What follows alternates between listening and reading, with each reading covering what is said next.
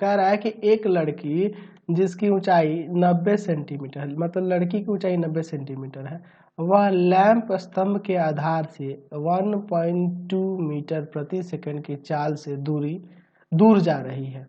यदि लैंप जमीन से 3.6 मीटर ऊपर है तो 4 सेकंड बाद उसकी छाया की लंबाई ज्ञात कीजिए। समझिए इस बात को।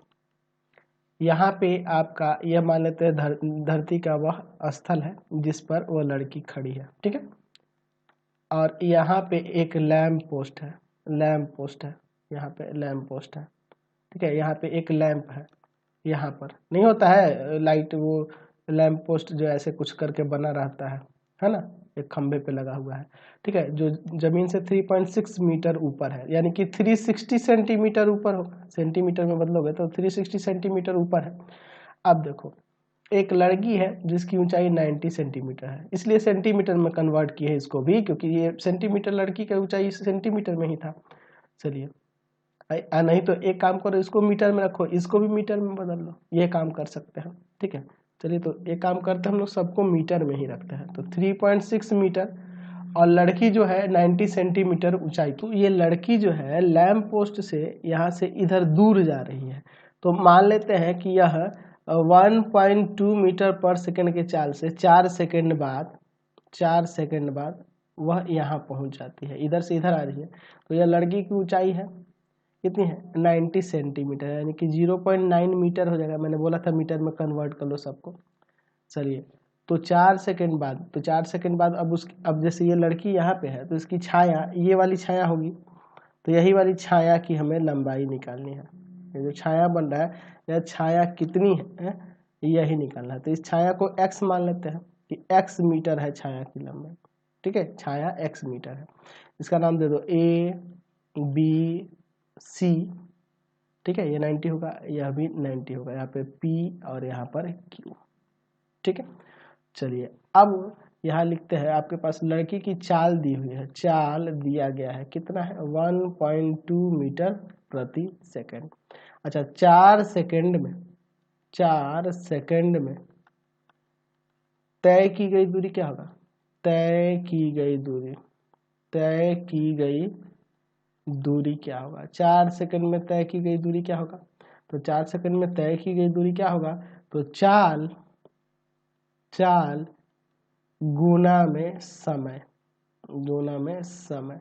इन होगा दूरी बराबर चाल गुना समय, यानी कि आ जाएगा 4.8 मीटर।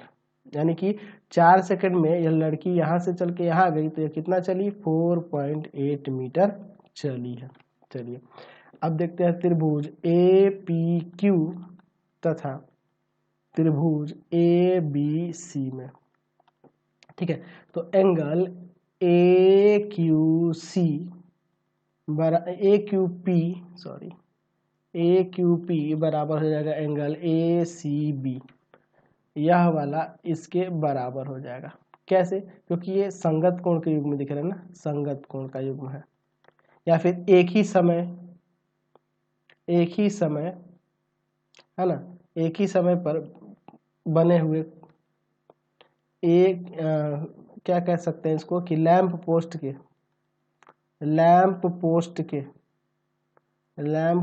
के अच्छा लैंप के किरण द्वारा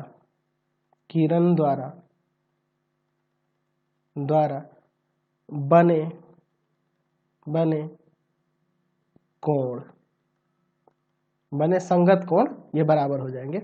और एंगल APQ जो होगा ना एंगल ABC के बराबर होगा, प्रत्येक 90 होगा, क्योंकि वो लड़की जो होगी लंबवत खड़ी है, लैंप पोस्ट भी लंबवत ही है, धरती पर लंबवत है ना जी, ऊर्ध्वाधर है, यानी कि त्रिभुज APQ समरूप हो जाएगा त्रिभुज ABC के। कैसे हो जाएगा, तो एंगल समरूपता से। और जब समरूप हो गया तो आपको पता है कि दो समरूप त्रिभुजों के संगत भुजाओं का अनुपात